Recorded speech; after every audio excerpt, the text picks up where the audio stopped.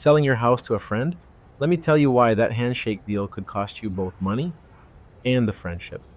So, last year I had a client, let's call him Dave, who sold his condo to his college buddy without telling me. Thought they could skip the formal stuff. Fast forward 3 months. Dave's fighting to get back a chunk of his equity because his pal's lawyer found a loophole. Turns out, friendship doesn't magically erase tax laws or zoning regulations. Shocker, right? Here's the thing, selling to someone you care about isn't just about trust, it's about playing by Canada's rules. First, always hire a real estate agent.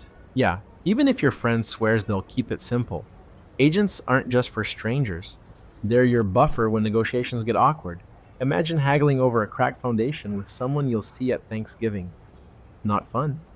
Oh, and speaking of awkward, never share a lawyer. I've seen folks try to save a few bucks here and oh boy. Separate legal counsel isn't a red flag, it's a safety net. One client learned this the hard way after accidentally signing away her right to dispute repairs. Cost her triple what a second lawyer would have charged. Taxes? Oh, they're the silent party crasher. Sell below market value. And the CRA might knock, asking why your buddy got a gift of $50,000.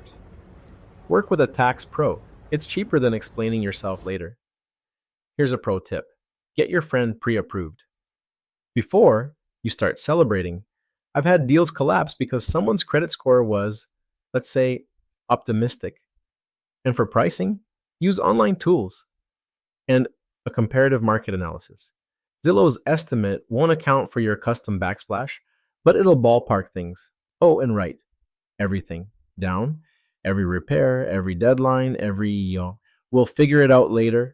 Verbal agreements dissolve faster than sugar and rain. Final thought, a home inspection isn't optional, even if your friend insists they'll live with the creaky floor. Trust me, you don't want that one leaky pipe haunting your group chats forever.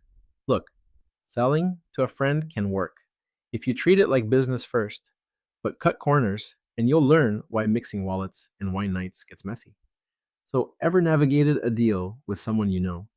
How'd you keep it from going sideways? If you want to read more about this topic, see the link in the description. And hey, hit subscribe, or my next video might just be titled How to Sell Your House to a Squirrel. Spoiler, they're terrible negotiators.